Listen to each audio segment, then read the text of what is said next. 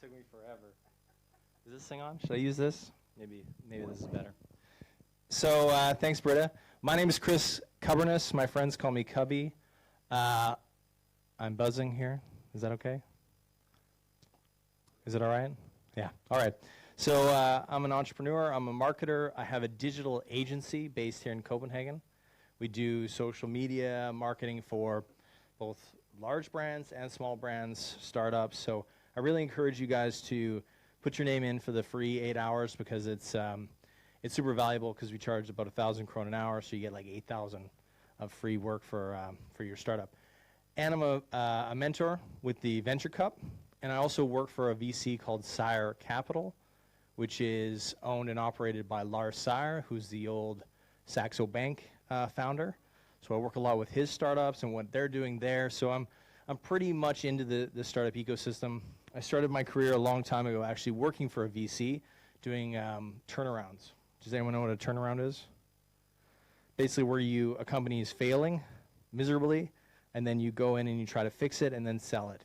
And so I did this for about 5 years where I'd walk in and help the company with their marketing and their branding and their business strategy, and then we would basically fix them up and then sell them. It was a great little job, and I really loved it. And then I moved to Copenhagen, joined a agency as their head of digital, worked with brands like Carlsberg, Novo Nordisk, Burger King, basically big brands doing some really great campaigns and great work. And then I went and worked for a couple of software firms, and then from there I made my own company back in early 2016. So we're only a year and a half old now. We're 7 people, so we're growing pretty fast. Got some really great clients. And through that experience and through my startup experience, I wanted to sort of try to impart this knowledge on you guys to try to give you guys some of the skills that you're going to need or some of the tips and the tactics that you guys need to succeed in the startup game. So who has a startup? Okay, quite a few of you. Who wants a startup? Okay, how many of you just walked off the street, didn't know what this was? There's one guy, okay. All right, so that gives me a good indication. And how many of you guys are actually in CSC? CSC, yeah. Okay, so not a lot of you guys, so that's kind of interesting. All right, so one of the things that I really want to get across when it comes to startups, and I think it maybe is a little bit of tough love, is that it's brutal out there. It is really tough to win in this game, and I think a lot of you guys are maybe incubated too much and are told that it is the best time in entrepreneurship by far. It's one of the best times that we've seen in the startup game. A lot of people are getting money that probably shouldn't get money. A lot of people are being evaluated at a very high valuation that shouldn't be. So it's a very good time, but those good times are coming to an end. And so if you're not strong enough in the areas of building your company and marketing your company, you're probably going to lose. And I don't want you guys to lose. I want you guys to win. So my main sort of point for you guys is to start thinking about how can we actually get ahead, because a lot of you guys are probably building your product right now. You're probably just focused in on, okay, what is our concept? What is our ideas? What can we build? And a lot of you guys are going for what I call perfection. You're going for, we need to build the perfect product. We need to build, oh, now I'm dead. There we go. We need to build the best product ever. We need to build something that's really competitive. But that's actually not the right way to do it. The right way to do it is actually to test a market out first. How many of you have actually tested out the market on your startup? Quite a few of you guys. Okay, that's good. So by testing on a market, I find it's really interesting. For example, with my company, before I even started it, I basically went around to all my friends and my family and said, hey, can I sell you this? And a lot of them bought it, which was great. And I think a lot of startups need to start looking at their current existing market or their current existing network and start looking at how can we sell this to our existing, the lowest hanging fruit. And I think a lot of you guys are scared to do that. You're scared of failing. You're scared of looking stupid. You're scared of like being embarrassed. Like, what if this thing doesn't work out? My friends and my family will laugh at me. And this isn't the case. In most cases, they're going to applaud you guys. They're going to respect you guys for actually trying something. And I think when I look at a lot of startups that are failing, I go, well, who have you actually sold this to? And they say, well, we went out to Danske Bank the other day and we tried to sell it to them. Do you know anybody at Danske Bank? No. Did you? Well, why would you go that high? Why isn't there somebody in the middle here that's much, much lower that you can talk to? And I think a lot of startups don't recognize this. So what I recommend is creating your list. Just get in a spreadsheet or Google Docs or whatever, and literally go through your entire black book of people and just write down, who can I get interested in this? And it's a very simple exercise. The next list that you're going to make is, who do I need to get interested in this? And you go through LinkedIn and you basically make your list of 100 people that you're going to be interested in connecting with in the next 5 to 6 months, that you're going to sell your product to in 5 to 6 months. See, most of you guys haven't even done any data mining on who can we actually talk to in the future about our product. You're focusing on building your product, and I understand that completely, but if you're going to actually sell the product, which is going to give you traction, you need to start putting the things in place today in order to do that.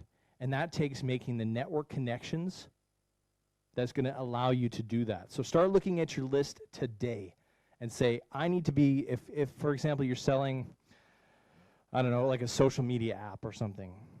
If you're going to build your audience today, how would you do that? You would go and say, okay, well, our app is similar to Musical.ly. We're going to market it to tweens, but we don't have the app yet. We haven't built it yet. Then what you do is you basically start up your social media accounts and start interacting with all those people that like Musical.ly, all those people that tweet about Musical.ly, or all those people that Facebook about Musical.ly, or all those people that Snapchat about Musical.ly, and you got to build your audience. I'm astonished at how easy it is these days to find people, to find an audience. But most startups, they're waiting way too long in that audience building phase. They're waiting until they have a product to show to people. But that's actually not the right approach. You need to start looking at, how do we build the audience today? Because to be quite honest, like, one thing is about like being interested in the product. Another thing is looking at your entire universe around your product. So say if you're building the best new bicycle. We've got a hardware product here, and we're going to build the best new type of bicycle. It has this special steel, it has these special wheels, it's eco-friendly, it's whatever it is, and we're going to build this new bicycle. Why wouldn't you start engaging with bicycle enthusiasts today? You should do that completely.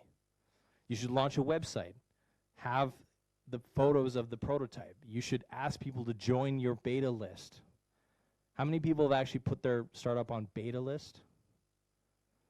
A couple of you guys. What's been the experience? Has it been okay? Yeah? What about you? Has it been okay? Yeah. So beta list, for those of you guys that don't know what this is basically a website where companies that haven't launched yet can put up their website and say, hey, we are going to launch a product eventually. Would you be interested in that? And you can jump the queue, you can spend the $200, and you can basically be featured on their website to say, hey, we've got a business going on, and you can build a list. The great thing about building an email marketing list is because you can take that list, you can put it into Facebook, and you can start retargeting or advertising to those people when you have launched. Or you can inform them as you're launching your product and send content to them. So building your email list is really important.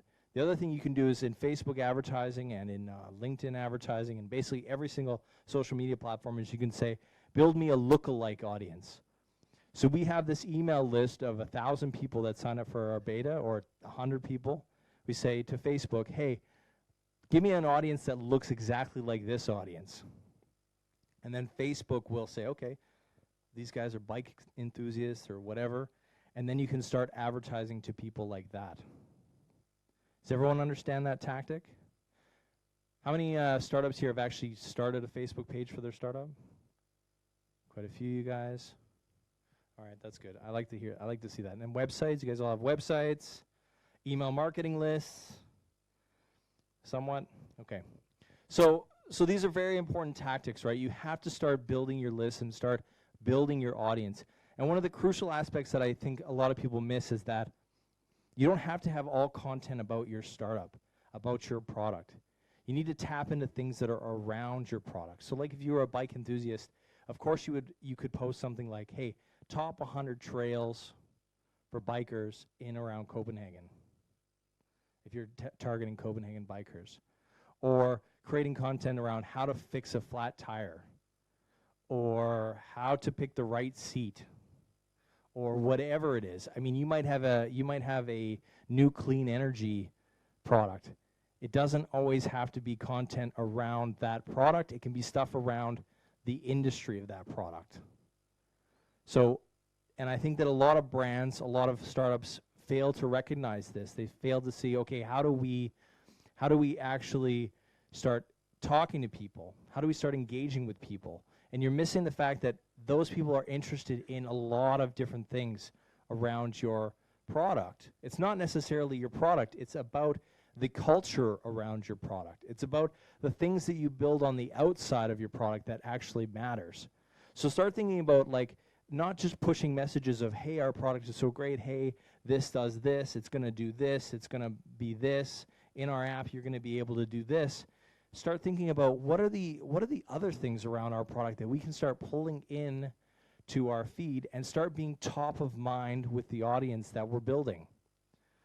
So give me a start. Like, what's your startup? Platform for people to collect art and design, and they can talk to each other, swap part of their collection, authenticate in between. It's very nice. Okay. So news about, so did everyone hear that? It's an art sort of curation, or not art curation, sort of art community, right? So, I mean, things around the art community are interesting. Like, okay, what's going on with the big auctions? What's the big piece of art that's been stolen recently? News like that is interesting for that community. So you need to think about what is the community that we're actually building and what's interesting for them. You can have quizzes like, you know, here's a painting. Who is it by? Write in the comments. Here's back to the bike thing. Here's a famous bike design without the logo. Who built this bike? So getting the community engaged in your content is also a critical aspect of getting extra reach outside of who already likes your content, who likes your Facebook page, who likes your stuff. Because what you want is you want to extend your reach. You want to reach more people with your startup idea. So getting the engagement from those people will be critical in order to building your audience. And then once they do visit your page, once they do like your page, adding them to your audience so that you can advertise to them afterwards in order to get them into your product. Because the worst thing that happens when startups sort of launch is that they don't have that audience built. They don't have any of those names. They don't have any of those people that they can go to. And what you'll find very quickly when you're dealing with VCs is that they are super critical on traction. More so in Denmark than I think anywhere else. And that's a little scary. Like, I think that in the US and in Canada, where I'm from, there's a lot more runway. You have a lot more runway. You have like 2 years of runway to build your product and to make it a viable idea and to test the waters out.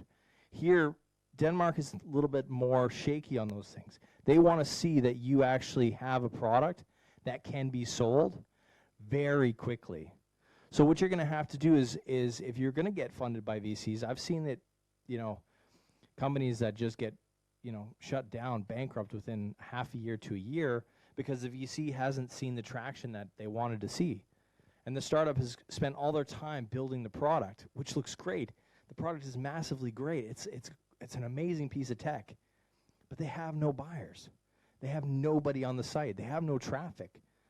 And then you're spending a shitload of money on ads and retargeting to get people back in, and that's also a huge cost. And so the VC just looks at it and says, holy crap, the costs on this are too much. Let's pull out. How many of you guys are VC funded already or have any funding? Okay, so it's also very critical when you're going to go get funding to actually show them that you have this traction. To actually show them that, hey, we have 4,000 followers on LinkedIn or 4,000 followers on Facebook or whatever the case is, and we have an engaged community. That is a critical part of when you're going to go pitch to them, to show them that, hey, we actually have built an audience here. We actually have people that are interested in what we're doing. Yes, we haven't launched a product yet, but it'll actually help you guys in your pitch to them. And I sort of encourage you guys to build that audience and then go, when you do your pitches, to show them that, to say, hey, you know, we've already got, because that's what they're worried about. They're worried about that when you do launch that you won't actually have any sales. Right? And Danish VCs or any sort of Nordic VCs are very critical of this, like I said. So I think I really encourage you guys to do this. The other thing that I think you guys should be aware of is press. So press can be massively important to getting your startup out there in the world. Press is in a really weird spot right now. I would say that they're easily swayed, hashtag fake news. They're very easily swayed. So a lot of places will have contributors. They won't have staff writers. Well, they'll have staff writers, but they'll have contributors. These are people that write basically blogs for the Huffington Post, for Forbes, for Inc., for TechCrunch, for AngelList, for all these different places. They'll have contributors.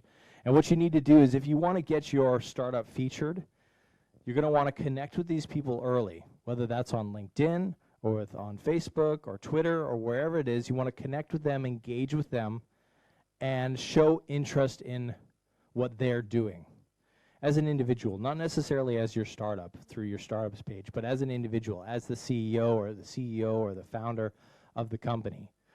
So you want to connect with these people early, make a, network with them, show them interest in what they're doing. You can easily find them. You could just basically do a search, who writes for the Huffington Post about clean energy or whatever your startup is about. And then connect with them, engage with them, get them interested in what you're doing, and then pitch them on your startup idea.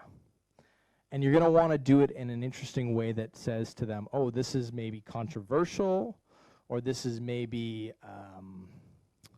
an interesting angle into it. So, for example, if you had your art, let's use your art one as an example, art community. You could say, like, meet the art community that is open, like isn't hoity-toity or isn't too fancy, or meet the art community that's better than Sotheby's or wherever it is. Like, so finding the interesting controversial angle into what you're selling is really important for getting the press interested in what you guys are doing. So think about, how can we angle it? How can we position it? Versus just being like, hey, this is our company, like, take a look at it. Will you write about it? They don't give a shit about that. What they care about is clicks. They care about links. They care about traffic. So you got to find an angle. Like, for example, I had a startup 2 years ago called Choir. And what it did is basically, and it's a little controversial in itself, but what it did was basically allowed companies to tweet or Facebook on your behalf. So what you did is, if you were an employee in a company, you would sign up with our service through the company, and then the company could push out messages on your social media. So if you worked for Dong Energy or for Danske Bank or somebody, it would be like, your personal account tweeting Dong Energy news. And so that's a little bit controversial. So the angle that we took into it was, and this got us covered in entrepreneur.com and Inc. and Fox News and all over the place, was we took, are you team player enough to let the company tweet for you? And that's interesting. Like, that's an interesting angle into it, because then this starts to open up a question. It opens up a dialogue about, would you allow a company to use your social network for you? And that was the angle that we took into it. So we were able to get a lot of press on that. Of course, then the conversation is about our app, and that our app does that. So really, you got to think about, how can we hack the news in some way and make the connections that you need to make in order to push out that news, give them the exclusive sometimes. Because what you'll also find is that the news outlets are just picking up each other's news. They don't actually, a lot of them don't even write their own original content anymore. They're just basically scraping from other sites and putting it up on their own site. So if you get on an entrepreneur.com, or you get on a TechCrunch, or you get on TNW, you're actually going to find yourself getting on all sorts of sites, right? And that's going to bring traffic to your website, which then you can use to retarget. Does everyone understand when I say retarget?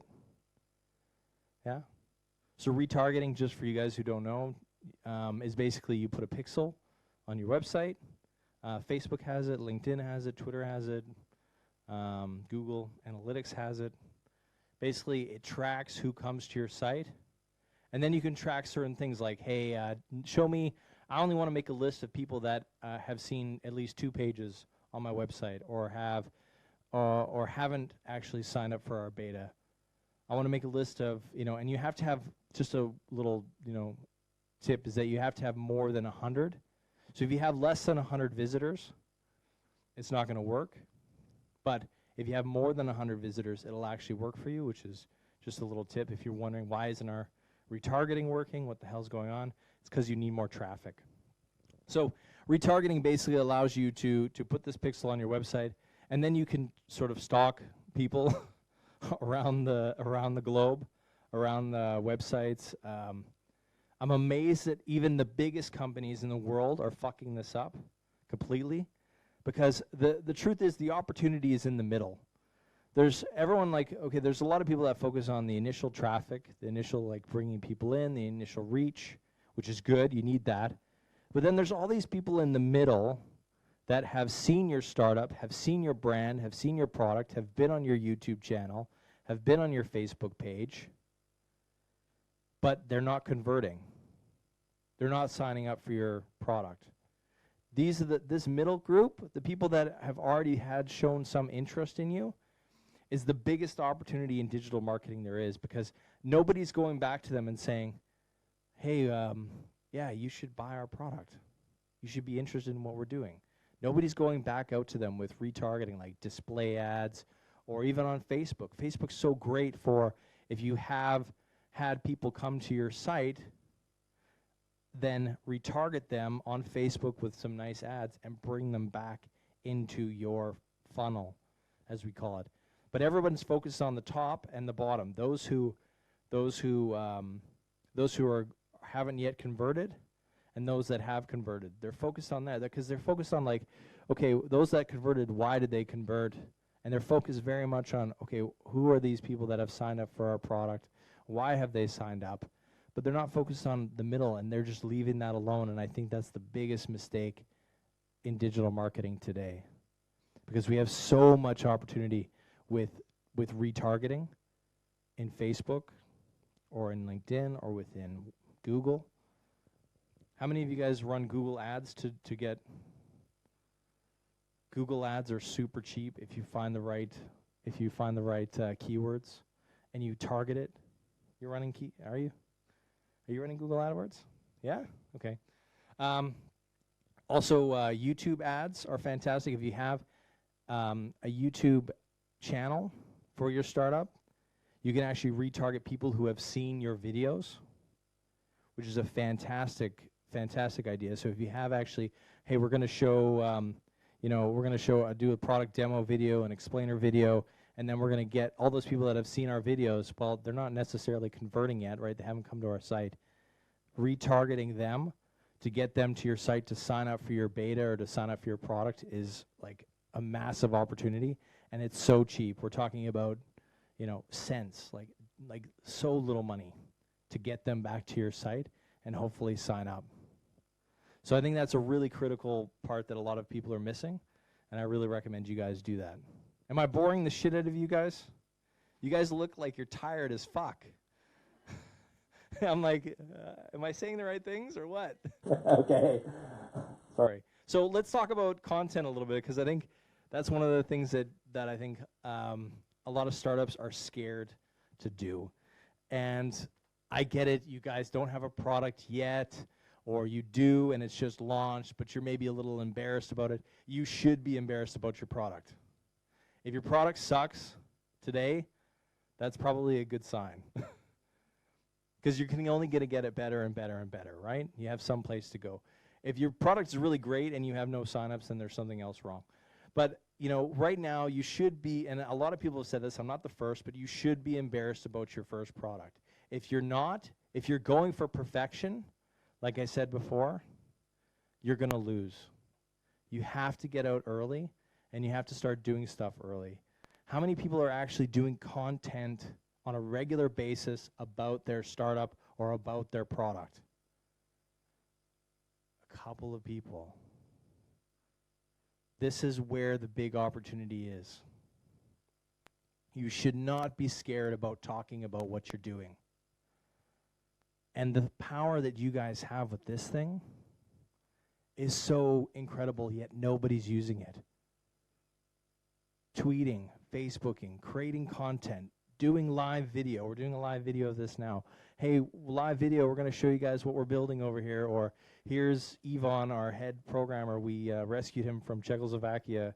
He's here to tell you about just creating content and getting used to creating content is where you will win. Because if you look at the big companies that are going to come that can produce everything, Google, Apple, they're not good at producing content. They're slow as fuck. They are super, super slow and big, and for the most part, a little dumb. You guys have an opportunity to actually touch and reach out to people on a almost one-to-one basis. And that's really, really powerful for startups because you guys have zero. You need those first customers. You need those first embers of the fire to get going. And you have an opportunity to actually talk to people on a daily basis, to build your Instagram account, to do your Snapchat of, hey, what's going on at our startup today? Okay, well, we launched something, but there was a bunch of bugs and it got broke, so we're trying to do this now, and it sucks, but hey, that's what startup life is about. And building your audience around that is really, really interesting, and I'm surprised that brands and startups like you guys don't do it. Because what people are hungry for. You're in an industry that's like everybody wants to do it. Everybody wants to be in a startup. You're in like the sexiest sort of space there is right now. I know, 50-year-olds that are leaving companies to go work in a startup. Leaving their 80,000 krone a month, 100,000 krone a month job to go work at a startup because everyone's like, oh, they can see the gold rush, or they can see the appeal in doing something from the ground up. I mean, that's why we have the show Silicon Valley. The show Silicon Valley wouldn't exist 5-6 years ago because no one would be interested in it. They'd be like, why are we watching this weird show about these crazy guys building, what are they building, and why do they have this fat guy with the weird hair, and what is going on here? This just wouldn't fly 5 years ago. But now, because everybody's interested in being in a startup, so you have an immense opportunity to actually tell that story to the rest of the world and to get interest in your product and what you're doing. And you won't have that opportunity for long. Because everybody's going to be into this. Everybody already is into it. But you need to start creating content on a daily basis and get used to that. Because it is something that you need to learn. It's a skill of actually creating content. And when I say, what I tend to do when it comes to content is milk it. So, for example, I'm doing a speech right now on whatever it is I'm talking about. And we're doing a live stream about it. I'm going to cut that live stream, because it's going to be an hour long, into 41-minute videos. Short clips. I'm going to take the best stuff I said, because most of this is crap. But I'm going to take the best stuff I said, and I'm going to take it and cut it into 1-minute videos that I'm going to share on social media. And that's the same that you guys have to think about. It's how do we milk what we're making? So, if we're going to publish a new website, or we're going to do a video about our product, or we're going to We're going to be in the news. How do you milk it? How do you say, you got to think and think, okay, we're going to be in the news today. We're going to be in Barrisons. We're going to be in TechCrunch. Well, let's do a live stream about us talking about our getting in TechCrunch. Okay, yes, and then we're going to cut parts of the article out and share those on social media. And we're going to share the article. And in 3 months from now, we're also going to say, hey, remember that time we were in TechCrunch? That was awesome. But you guys are not into this content production machine. And it'll actually getting used to it now so that when you launch it, it'll continue to help you reach more people and get your startup out to more and more and more and more people, which is what you want. Correct? How many people don't want users? How many people are like, fuck it, we don't need those guys. We're just in it for the money. We're just we got funded and we're just gonna burn it. How many people are into that? There's a few of you, I know. No, I'm just kidding. That's also fun. That also happens. But so you really got to think about setting yourselves up for that. And I think setting yourselves up to have a brand, because I think one of the big opportunities also in startups is that, I mean, why do you buy Nike shoes? Because it's Nike. Yeah. Why do you buy anything? Because the brand represents who you are. It's the same with startups. It's the same with buying, any sort of product, because it touches you in a certain way that you say, yeah, this fits into who I am. It's why you would use Gmail over Hotmail. I don't know if anybody uses Hotmail anymore, but it would be, you know what I mean? Like, they're the exact same fucking product. Like, essentially, they do what it needs to do. But why would you choose Gmail over Hotmail? Because it has a certain brand it's attached to it. Why would you choose Snapchat over Instagram stories? Or why would you choose, why would you choose any product? Why would you wear Beats versus Jabra? Because it says something about you and what you do. It's the same with your startup. And I think that if you don't understand that, you're going to have a hard time breaking through the noise. Because you're going to need to create something that people actually want to feel like it's a part of who they are. So don't forget to actually think about your brand. Think about what it is that we're actually creating, and what is it that we actually stand for in comparison against our competitors. Because if you just look the same, then you are the same. Then no one can differentiate you, and you're not going to actually touch users. You're not going to actually drive brand equity, as we call it. So people being interested in your brand and just buying your product because of your brand. But it's massively important. Like, for example, Tesla. Tesla's got a crazy brand. Tesla, when it first started out, do you guys remember what Tesla was selling when it first started? Tesla was selling like a super high-end race car. It was only for the super rich and famous. It wasn't the mid-market. It wasn't like, oh, we want to sell. If Tesla came out, the first car they came out with, and said, this is the family car, this is for everybody, they would have failed. Well, maybe not, but I don't know. I'm guessing they would have failed. Because they decided to take a brand journey that was like, hey, we're gonna make a car that's exclusive. We're gonna make a car that's only for, yes, it's electric, which is cool in itself. But we're gonna make something that actually, when people see it, they're like, oh yeah, that Brad Pitt has one of those. That's cool. Actually, I don't think Brad Pitt had one. George Clooney. See, there we go. He knows that George Clooney had a Tesla. But that's what I mean. Like, that's an interesting strategy to go with, to say, hey, we're going to build a brand, but and it's very intentional, right? It's very intentional. It's like I saw this guy who created this amazing cigarette brand that got shut down because he was basically how do we put it? He was ignoring tax law, basically. He was trying to sell cigarettes online. Before you could actually, I don't even think you can do that anymore. But basically, he was breaking EU law because he wanted to sell cigarettes online. But then there was a whole issue of, okay, you got to check age, and you got to check, you got to check, can this cigarette actually cross these borders? Because there's a lot of red tape when it comes to distributing liquor and tobacco and all this kind of stuff.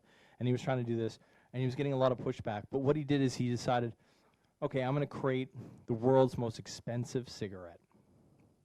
And he did. It was like $1,000 cigarette, right? And it was like he sourced, and they made up some bullshit. Like they sourced the tobacco leaves, like handpicked by little Chinese kids in or whatever it was. Like they made up some bullshit story about what this product was, and they were selling it on their site for like $1,000. That gets press, that gets news, that gets brand recognition. Because then everybody would be like, oh my God, I have to cover this news story about the most expensive cigarette in the world and why it was produced, right? And by the way, this guy's completely fucking up the law, and nobody is like, everyone's freaking out about it, and they actually shut him down eventually. And I think the brand was called Death Cigarettes. Look it up. It's I'm pretty sure it's called Death Cigarettes. Yeah, which is like in itself, it's a very smart move. And those are not and I'm worried about you guys because I don't think you guys are playing checkers, and you guys got to play chess. This is a chess game that you're getting into. There's 1 million startups made every year. If you guys want to succeed, you better step up your game. I have a question, yeah?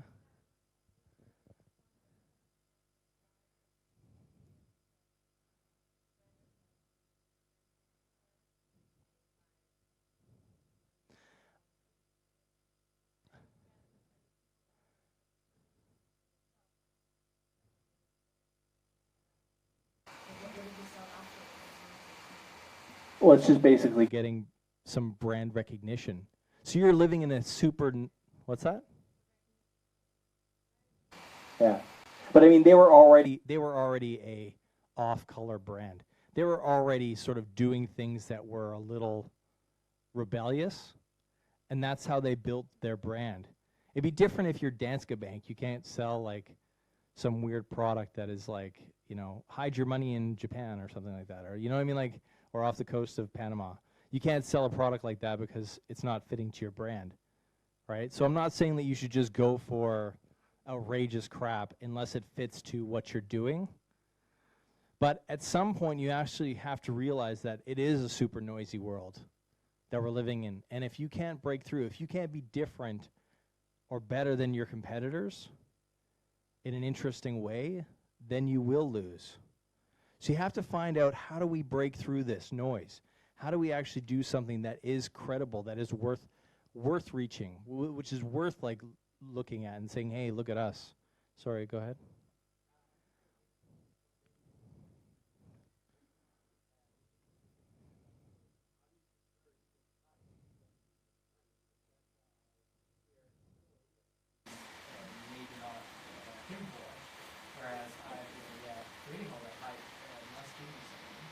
Yeah, absolutely.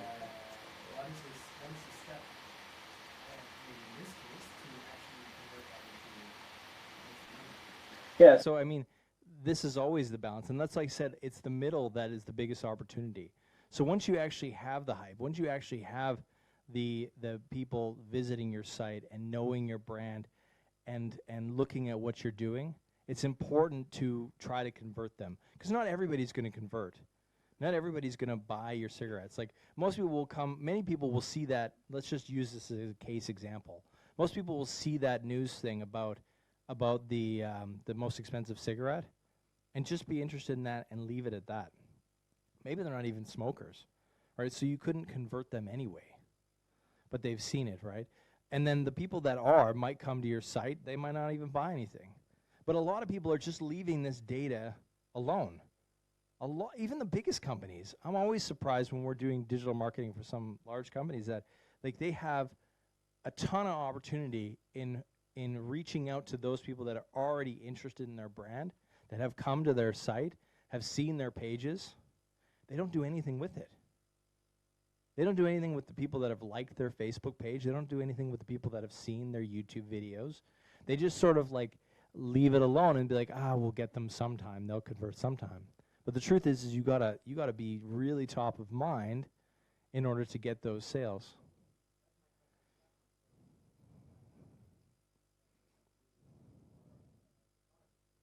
Yeah.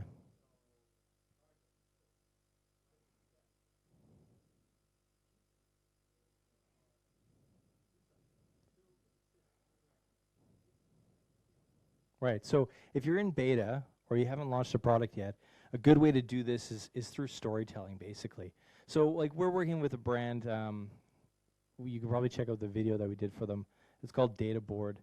Really great startup. They're launching, I think, in before the summer here, but they haven't launched yet. But what they have is they have a beta page. Sign up for our beta, get interested in what we're doing, and they're sending out emails every week telling people, this is what we're working on. This feature's coming. This is what it's going to do. This is what's interesting. Oh, by the way, we have these customers that we're talking to about they're signing up. So it really is about sort of being top of mind, telling interesting stories as you're building your product. But like I said before, you don't have to even talk about your product. And I don't even think that's the right way to go. I think like you need to explore the universe around your product. Like here with the art community, there's a ton of stories about art, about interesting things that's going on in the art world. And you have to understand your users ahead of time and say, okay, if we're selling, what's your product? Like that's probably easier. Then I can take it like specific. Okay, great. So procurement managers and people like that would be interested in it? What are they interested in? They're interested in saving money, right? Negotiating better money, right? So you got to think about what are these guys interested in? And then start producing content specifically for that, right? 100 tips to a better negotiation, or blogs and shit like that. Okay, that's one thing. I like smaller content. I like video. I'm not necessarily a big fan of blogs, but you could take it as just a brainstorm here, like basically thinking about these users and saying, okay, what can we provide to them early on that would be interesting for them so that they get used to sort of our brand and get used to getting communications from us and start producing those things. So negotiation tactics, or what are the top jobs in procurement? What are the, like really think about who are we going to sell this to at the end of the day, and what things can we get them interested, or what things are they already interested in that we can tap into.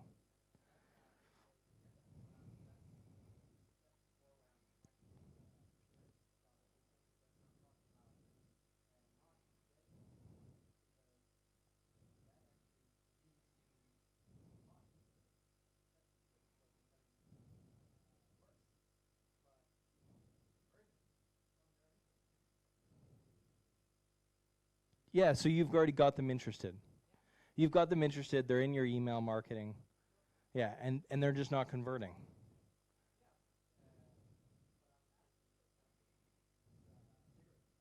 Yeah. Oh, he did. He did have the 100. He did have the most expensive cigarette. That was shut down later, yeah. But he did have it eventually. Yeah.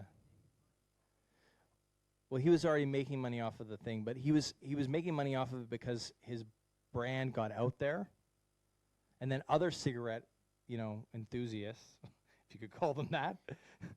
That's a soft term for smoker, cigarette enthusiast now. I'm not chubby. I'm just a burger enthusiast. Those guys, they of course got interested because they saw his brand, right, out there in the news. It got covered in tons of news media, and then they go, oh, Death cigarettes, that's interesting. Maybe I should go check that out. And then they make sales. They were making millions of dollars on cigarette sales, like just crazy amounts of money. So it is about getting people interested, because how else are you going to get people interested? Like, how else are people going to come across your brand? Just like magically type into Google? Well, you're getting your ass kicked in Google anyway by everybody else, all the other startups that sell contract management software. So you have to find an angle into cutting through that noise and actually bringing people in from another angle, right? The other thing is just reaching out one to one. Like, I'm amazed that you probably haven't launched yet, but have you actually gone out to procurement managers 6 months ahead of time, a year ahead of time, and say, hey, Mr. Procurement Manager, I'm the CEO of a company. We're building something really interesting. We're a young startup. We're at CSE or wherever you're incubated. We don't have anything yet, but I think you'll be super interested in getting into this new way of contract management once we launch. Can I connect with you once we've launched? Most people are going to say, yeah. Who's going to say no? Who's going to say no? Fuck off. But they don't say no, but that's fine. So, but you have to build those relationships. I mean, no business runs just on, without relationship. Almost no business. You have a brand relationship of some kind, or you have a real connection. And that's also how I've built my business, is that, I don't just sell my advertising and marketing services just to everybody off the street. We don't have like a storefront and, hey, come on in. Well, okay, we'll set you up with some marketing stuff. And it doesn't work like that. What it works like is like literally our first big customer took me a year to close. I started the relationship a year ahead of time. And it took a year of talking and working out the details and pitching this and pitching that and talking to more people within the organization and really building like a network around what do we sell and what do we do. Then it closed a year later. And a lot of you guys are not starting those relationships now, which you should, which is a complete mistake. Like you think, but if we don't have a product to sell or show them, then they're not going to be interested. No, they're interested in you. They're interested in buying a service from you. You have to create those relationships now so that in a year when you actually do launch, you have some traction. You have a customer early, hopefully. Yeah? What's up?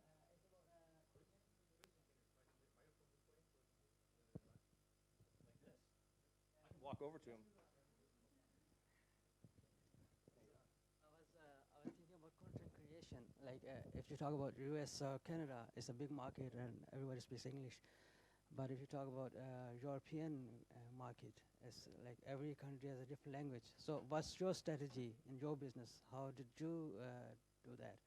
Did you translate all of your videos or content, or did you hire somebody to do that? Yeah, I mean, you have to make content for the market. I believe in localization, but I do believe that English is the gold standard, even though it's a crappy language. But English really is like, I think that if you're going to make content and you don't have the resources, because you guys are a startup, but the great thing is like it's so cheap and easy now to get things translated. You go on Fiverr.com. Don't use Google Translate. Go on Fiverr.com or something like that, and if you want to produce content in multiple different languages, but I don't recommend it. We do stuff in English. I mean, you can obviously, if you're producing YouTube videos, you can add subtitles from different languages. You pay $5 and get someone to translate and give you what's called an SRT file, which is a subtitle file, and you can load those up into YouTube, and then you're off to the races on translated content. But for the most part, most Europeans speak like 15 languages. No, of course not, but they speak a lot. You guys speak a lot of languages, right? Like how many people here speak at least 3? What the fuck? Like I speak 1, and not that well. So that's what I mean. Like most of you, like for the Danish market as well, like I think a lot of people get stuck on.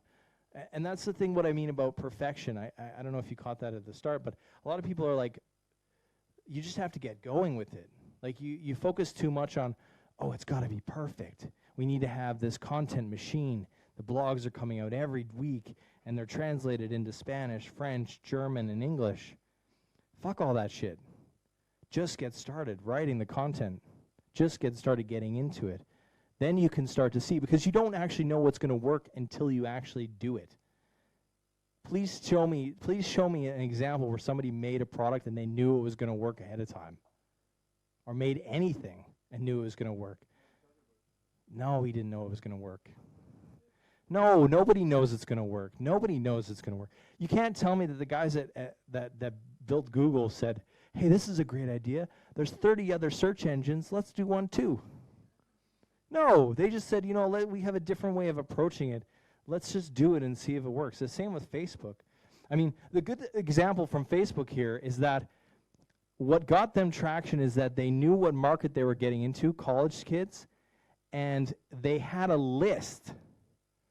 And this is what I'm trying to get through to you guys. They had a list of every single, what do you call them? Sorority, what is the other one? Fraternity. All the sorority and their fraternity emails from all the top houses, they had that email list. It's like 1,500 kids that when they launched Facebook, they went out to that list. And it went out from a reputable source. It went out from Edward Savo or whatever his last name is, Eduardo. That is what I'm talking about with you guys. You guys aren't building your fraternity and sorority list. You guys need to build your fraternity and sorority list so that when you do launch Facebook, you actually have an audience. And that's what got them the traction. They also built into their product the sort of course, the sort of, not virality, I don't want to say that, but the social linking. You know, when your friends are on Facebook, you're on Facebook, and, you know, when you get liked and you get poked, it, like, you know, hits the dopamine center, and then you want to get back into the product. A lot of those things you guys aren't building as well, and you need to think about how do we actually get people back into the product. Now I'm talking about something else before, but after launch, but this is another problem that I see across all startups is retention. Retention is dismal. It's so bad. After 3 days, most people are out of the platform and don't come back, which is also what I talked about when it comes to the middle, you know, going back to them, the people that have already, you know, are already seen your brand, have already interest in your brand, getting them back into what you're doing is really, really critical. Is there any other questions? I like the questions. This is way easier than me talking about stuff I don't know about. Do you guys have any questions? Come on. Yeah? So influencer marketing? I think influencer marketing is really great, but you have to do your research. So we do influencer marketing at my agency, and what we found is that it needs to fit into their life. So you can't just find, like, say you have a beauty product, you have, like, the latest camera, and you want, like, Casey Neistat to, like, show it off. It has to fit into their lifestyle, and it has to fit to that YouTuber or to that influencer. So do your research. Find out also there's a lot of fake shit going on in the influencer marketing space. People that have bought likes, bought engagement, bought fans. So you really have to look at who is this person and what are they bringing to the table. And I think that it has to be on a longer term basis. So for example, a lot of people will just buy a one-off. They'll say, okay, we're going to buy one shout out from you on Instagram. And that doesn't work. What you need to do is actually buy, because the thing that you don't understand is that not everybody sees everything everybody does. That's the biggest misconception in social media right now, or in email marketing even, is like nobody sees every single thing you do. I mean, look at your own, like how much stuff of your friends do you catch on Facebook? You probably catch like 10% of what they post, maybe 15%. Right? And that's the same with brands. Brands think like we work with brands, and then they get a little scared when we say we're going to publish every day. They go, oh, that sounds too much. You're going to spam them. You're going to saturate them. And I'm like, no, they're going to see one of those posts. And you're hoping that the one that they do see, they really like it and they engage with it. And that's the same with influencers. So when you do buy influencer marketing, you have to buy like 4 or 5 or 6 or 7 or 8 or 10 posts so that you actually can get their audience. And it actually shows that that person is using the product, and it feels more natural. If it's just a one-off, like, hey, buy this cream, and then that's it, or ride this bike, or try this contract management software.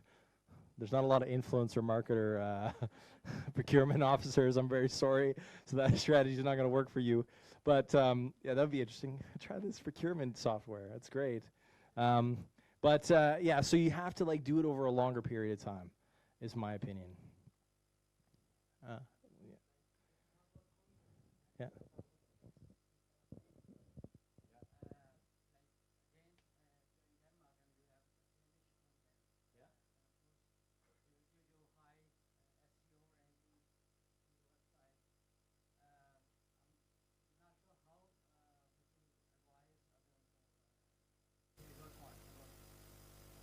SEO? Yeah. Yeah, how your content is only in English. Yeah. I think English is better opportunity. Maybe, but I don't think you can win in the SEO game. I think that's like, I think the other part of that is, okay, so I talked about relationships being super important.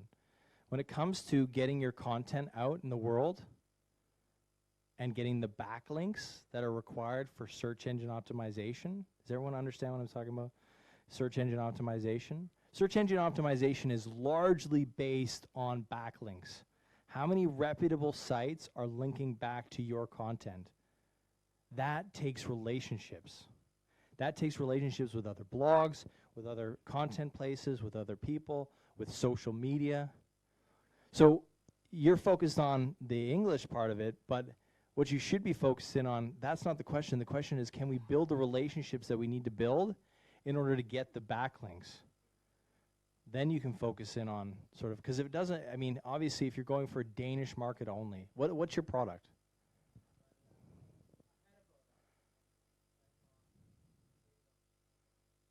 You're between products. That's a new category. Like in between jobs, in between products. I like that. That's a good one. I'm gonna change my LinkedIn to that.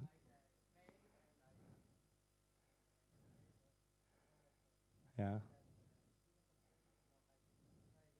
Yeah. To do it. And your focus is on the Danish market. Yeah. Well, then do Danish content. Like, if you're only focused on the Danish market, then do Danish content to get started. Like, there's nothing stopping you from going to English content later.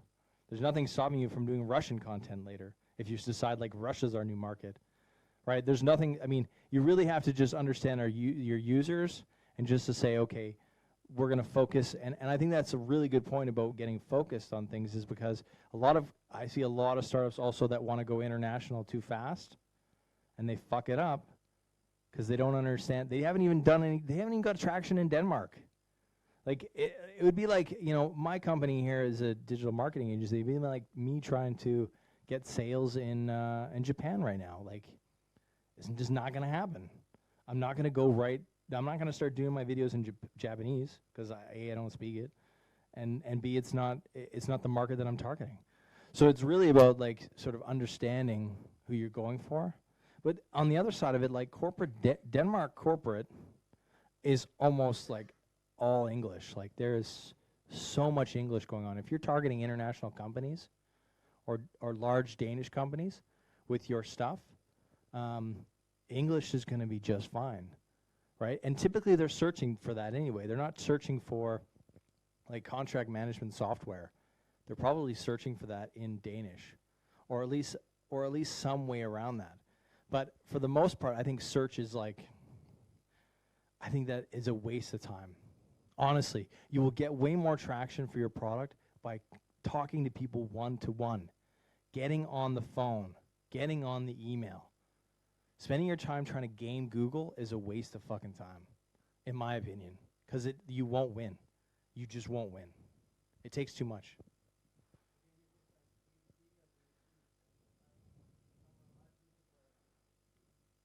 Yeah.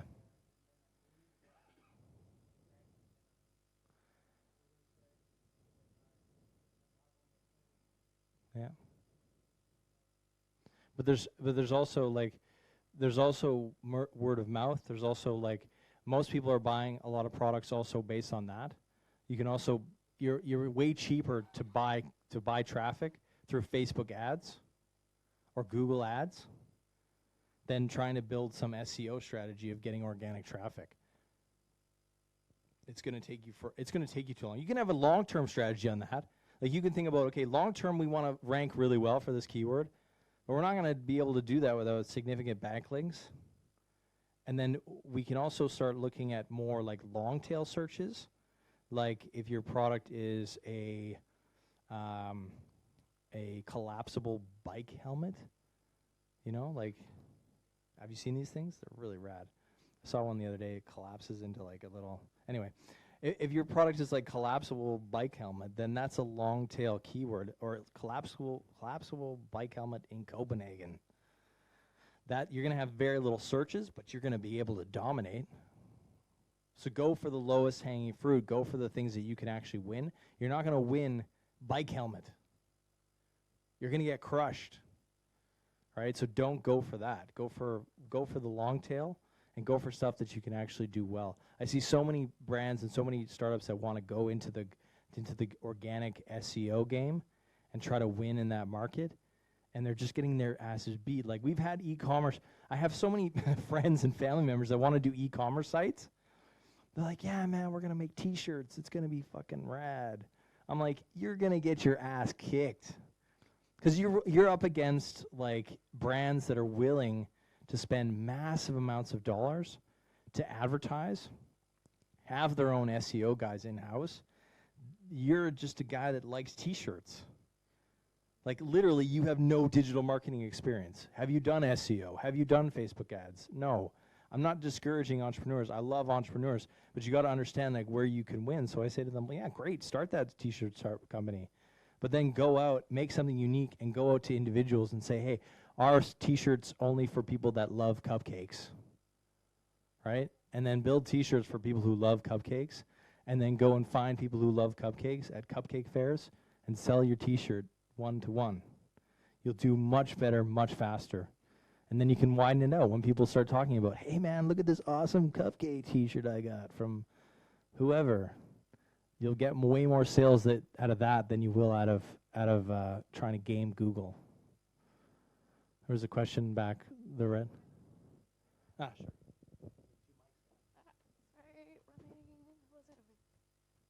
Thanks. I just had a follow-up question to what you said about social media influencers, that you recommended buying like a bulk instead of just a one blast, and you recommended doing it over a longer period of time.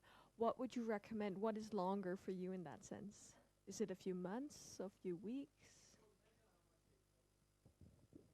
But I would say like something in the lines of 2 to 3 months, 6 weeks.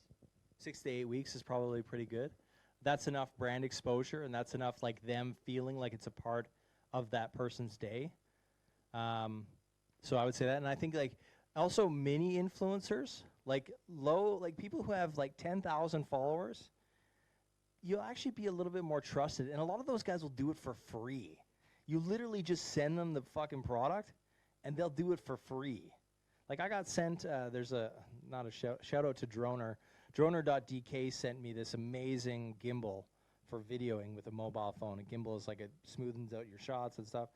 And they sent that to me for free to do a review. And I'm like blown away by it. And then I promote Droner.dk at an event like this. You know what I mean? So don't be afraid of just reaching out to those who have like 3,000 followers or 1,000 followers and saying, hey, really, like, but it has to fit. Like, if it's somebody who's like really into cycling, or somebody who's really into makeup, or somebody who's really, whatever you're selling, you know, find those mini influencers, and they could really help bring some attention and some credibility to your brand. Do you have any more questions? Yeah. Let's go here. You're closer. I don't have to walk as far.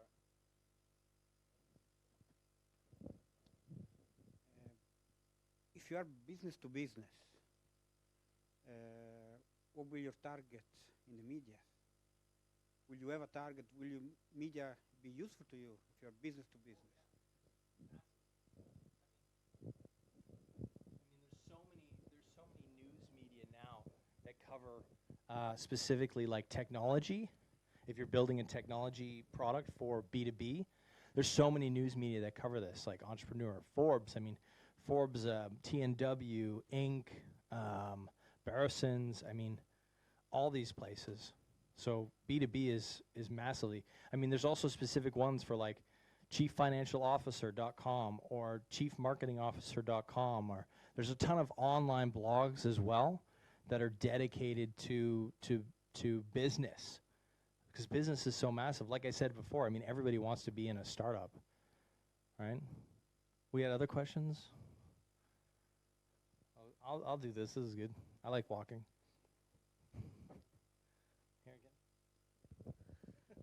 Yeah, I had this I was wondering, like, can you share your thoughts within the realm of content marketing on whether your content should, or how your content should be assigned to yourself, your business, or like a blog, independent blog in between? All right, so what I've seen working for me is the personal branding side. That's not to say that it couldn't work on the like a brand, but I will say that people do like to do business with one-to-one. And there is like this sort of startup rock star entrepreneur thing going on. So if you can tap into that, if you're good at what you do and you're a good founder and you have some thoughts on founding a company and thoughts on building a company, you can actually gain quite a bit of good personal brand traction. But don't ignore your brand. Like some of the best brands that I find working, like go check out like MailChimp, Buffer, Hootsuite. These are marketing brands because I know them well. But even a brand like Baremetrics, which is like it's like an analytics tool for startups. They've done a really good job at creating content for their brand. Now, of course, somebody has to author that. So if you're a content creator, like you could use both. So it's like, hey, I wrote this article on medium.com and I'm, X person, like whatever your name is, Joe. And then, and it's mentioning your company, like, hey, over at XYZ Co., we're really interested in AI. And because we're really interested in AI, we found this neat, way of dealing with X and Y and Z. and that's why we're doing this way and then writing an article on that. So, I mean, as a personal brand, I think that's also, because you're going to be also reaching out to people personally to sell your product. So I think it's important that you build up both. And then, if you can't do it on your own, like company brand, then do it personal brand, because people will gravitate to that a little bit more as well. But I do find like when we start working with companies, it's easier to grow their social following because it is a company versus like some people feel like it's a weird sort of psychology, but some people feel like they're easier to buy into a startup than they are to buy into a person. Because if they're like vouching for you, sharing your personal content, they might feel like I'm vouching for that person personally, versus a company isn't a person, so they have less risk of sharing a company's posts or a company's content. I've seen this working psychologically. I don't know what the answer is yet, but I just find it's interesting that we see when we publish stuff for companies versus individuals, we kind of see a little bit upside on the company side. Does that make sense? Did that answer your question? Do you think there is any connection to branding, like using brand personalities to that? That's like affecting this anyway? Like using famous people to do content, or? No, just like kind of giving your brand like a personality. Yeah. It just makes it easier for the consumer to relate to the brand. Absolutely. I mean, we know who Mark Zuckerberg is. We know who Evan Spiegel is. We know who Elon Musk is. I mean, I think that's like in my point of view, that's much more like employee branding. yeah. But I mean, like brand personality, when you're like kind of thinking like, okay, how our brand is going to. Oh, right. Okay, yeah. So what personality does your brand have? Yeah, I think that's super important. Like I said before, I mean, you have to figure out what is your brand about. Is your brand Death Cigarettes? We're the rebels. We're going to kill you with our cigarettes, because that's the truth. Or are you somewhere else? Like, or are you really, and that's where I think a lot of companies need to start looking at what is our personality? What is it that we want to represent? I think it's hard for you guys because you're also a little bit like, that's putting yourself and that's putting your brand out there to say that we stand for something. So a lot of people just go for the middle, and it's sort of like, it's just like, there's no sharp edges. You need to have sharp edges. You need to have elbows in this game in order to really stand out, right? So if you think about your brand, think about where can we have sharp elbows? Because you guys are able to do that. You're young, and you're a startup, and you don't have to please everybody, right? So think about how can you not please everybody? That's a good place to start. How can we not please everybody? How can we be a little bit, you know, this is not for everybody type of stuff? Yeah? Oh, some online questions. Great. So, Chris, you talked about creating content. Reminds me a lot about Gary Vee. I get it, but how do you create content on a daily basis when you don't have anything existing to show? Exciting to show. My life's pretty damn boring, and I find stuff to show. I mean, I think that this is a really good question.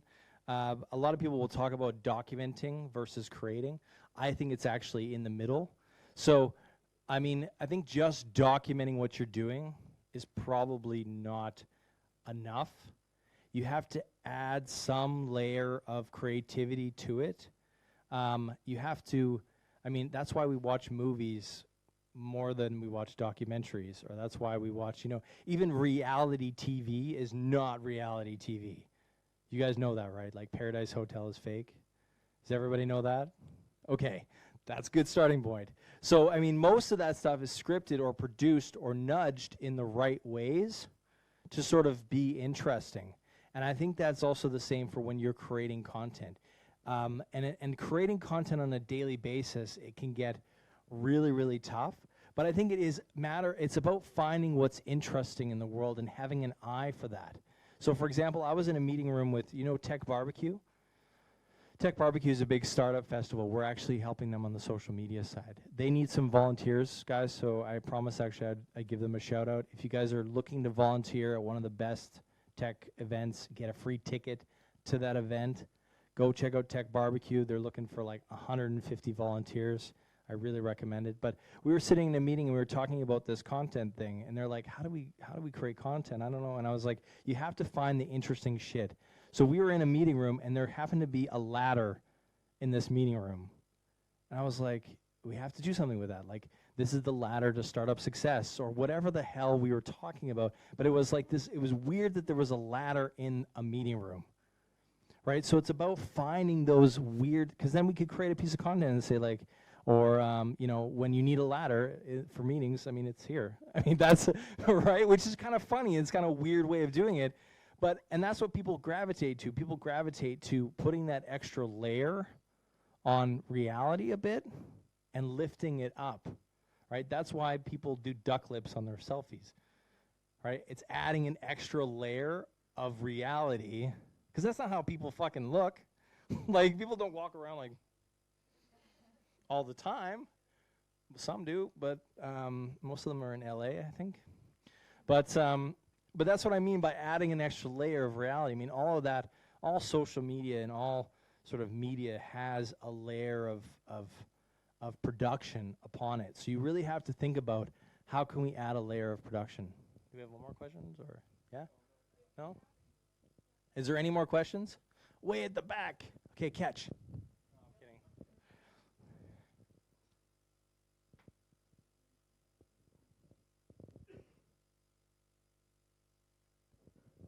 Well, my question is also about the content, but if you don't have a certain product, if it's a service, like we have a platform for connecting guides and people who travel around the world, and we are relaunching kind of because we got funding, but we're afraid to waste it in terms of, well, for example, creating content. Should we hire someone like bloggers in different countries, for example, to create that content, or should I sit down and search the news and write it myself, not to waste that money? Or is it a waste?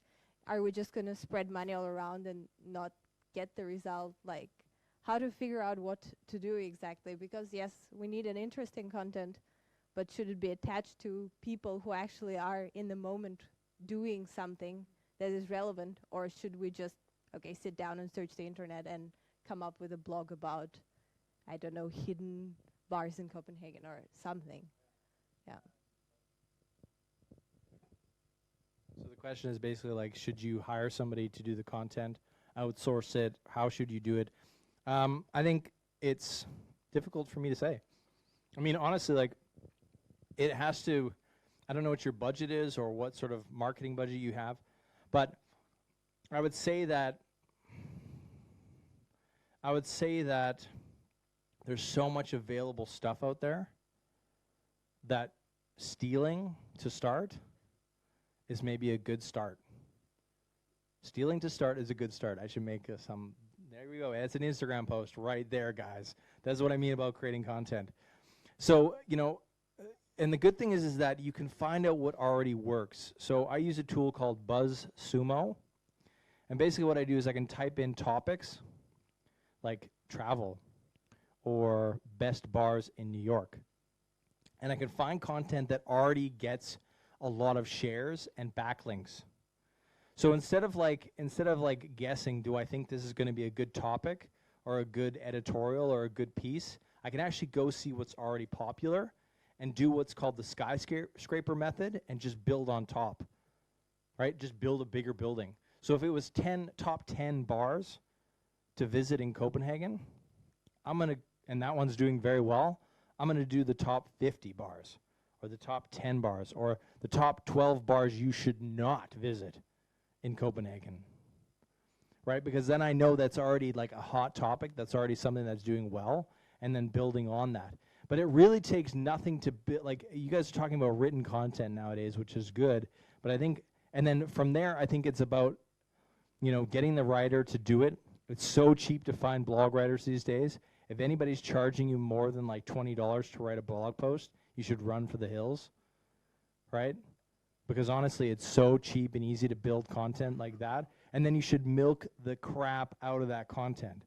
So not only doing the blog post, top 12 bars you should not go to, you should do an Instagram post and actually like use Instagram stories and type it out, write it out.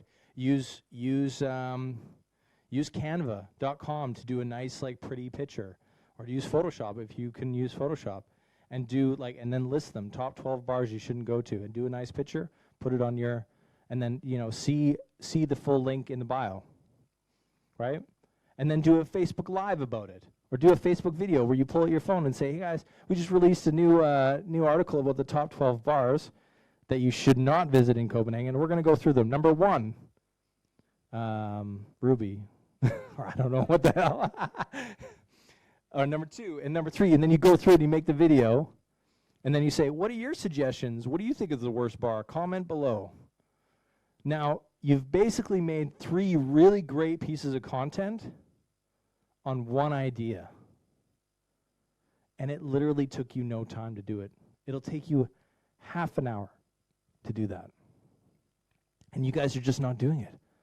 And it's your biggest opportunity to kick the big guys' asses, because they don't know what the fuck they're doing. They can't do that. They don't have anybody sitting there going, how do we milk this content? They're just like, oh man, got to get another newsletter out. Go ask Fred in procurement what we should write about. And then it's just the worst. Because they just like, oh, well, I know, I want to write about this, and then it takes them a year to write it. Yeah?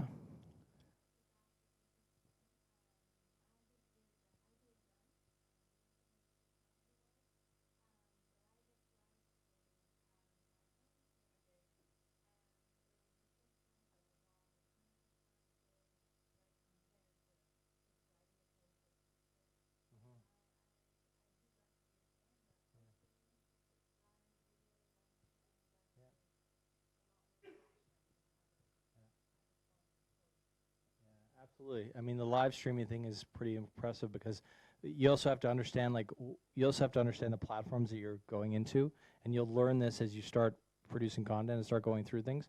But basically, you know, you have to think about, what does Facebook want? Facebook wants more live streams, because live streams are typically longer than normal videos. And Facebook wants longer videos because you'll stay on the site longer and be exposed to advertising longer. So you have to sort of reverse engineer it, growth hack it a little bit, and think about, oh, okay, I'm going to be publishing on Facebook today. What does Facebook want? Facebook wants ad revenue. That's what they want.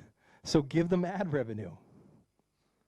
Same with YouTube. What does YouTube want? YouTube wants ad revenue. So give them ad revenue. And just do it that way. Instagram's the same. They all want ad revenue. Any other questions? Oh, cut off. Okay. Yeah. Just follow me on this, at Chris Kubby. I'm everywhere, Twitter, Instagram, Facebook, at Chris Kubby. I would love to talk to you guys about this kind of stuff more. So please reach out to me and just ask your questions. I love helping out the startups like you guys. So just, yeah, tweet at me. I'm typically up till like 2 a.m. because I'm ridiculous. And then I'll answer your tweet and then, or whatever you message me on. Okay? Thank you so much. I hope this helped. Take care.